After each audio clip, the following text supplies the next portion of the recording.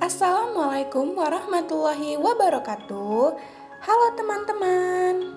Perkenalkan, nama saya Mini Juwita Hamdi. Saya dari Universitas Muhammadiyah Sumatera Utara. Jadi, di video kali ini saya akan menjelaskan mengenai 4 model pembelajaran. Pembelajaran adalah aktivitas berupa interaksi siswa dan guru pada sebuah ruang lingkup atau ruangan yang dilaksanakan dengan edukatif.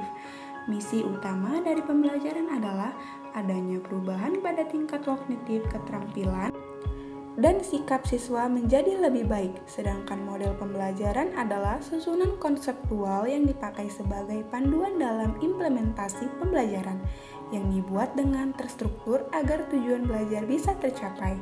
1. Discovery Learning. Model pembelajaran, penyingkapan atau penemuan. Discovery atau inquiry learning adalah memahami konsep, arti, dan hubungan melalui proses intuitif untuk akhirnya sampai kepada suatu kesimpulan. Discovery terjadi bila individu terlibat terutama dalam penggunaan proses mentalnya untuk menemukan beberapa konsep dan prinsip. Discovery dilakukan melalui observasi, klasifikasi, pengukuran, prediksi, penentuan, dan inferensi. Adapun langkah kerja modal pembelajaran discovery learning adalah 1. Pemberian rangsangan atau stimulation, 2. Pernyataan atau identifikasi masalah atau problem statement, yang ketiga pengumpulan data atau data collection, yang keempat pengolahan data processing, yang kelima pembuktian atau verification, yang keenam menarik simpulan atau generalization. 2. Inquiry Learning. Model pembelajaran inquiry learning adalah kegiatan pembelajaran yang memfasilitasi peserta didik untuk mengajukan pertanyaan, melakukan penyelidikan atau pencarian, eksperimen hingga penelitian secara mandiri untuk mendapatkan pengetahuan yang mereka butuhkan. Dalam model ini, peserta didik diarahkan agar dapat mencari tahu sendiri materi yang disajikan dalam pembelajaran dengan cara mengajukan pertanyaan dan investigasi mandiri.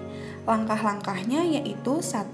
Exploration tutorial atau kegiatan eksplorasi, yang kedua self-directed learning atau siswa belajar secara mandiri, yang ketiga review tutorial atau mempresentasikan hasil, yang keempat consolidation tutorial atau diskusi kelompok, yang kelima plenary tutorial atau siswa merefleksikan pembelajaran individu dan kelompok dengan fasilitator.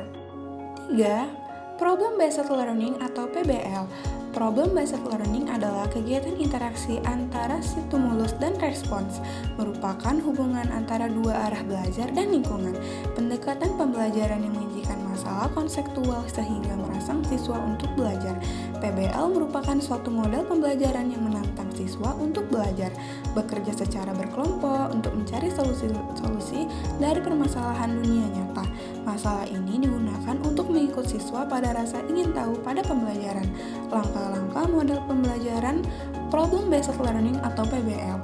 Fase 1, orientasi siswa pada masalah. Guru menjelaskan tujuan pembelajaran, menjelaskan perlengkapan penting yang dibutuhkan, memotivasi siswa terlibat pada aktivitas pemecahan masalah yang dipilihnya.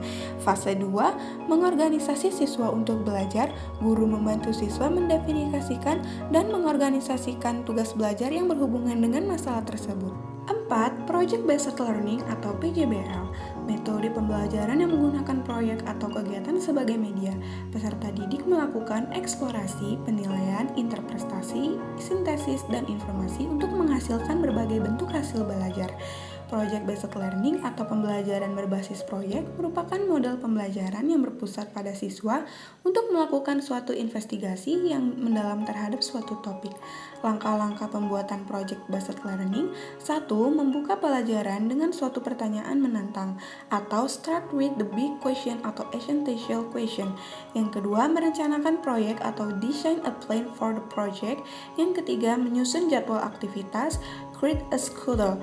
Yang keempat, mengawasi jalannya proyek atau monitor the student and the progress of the project.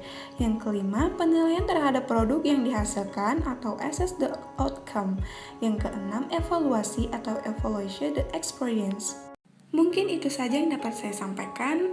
Terima kasih. Wassalamualaikum warahmatullahi wabarakatuh.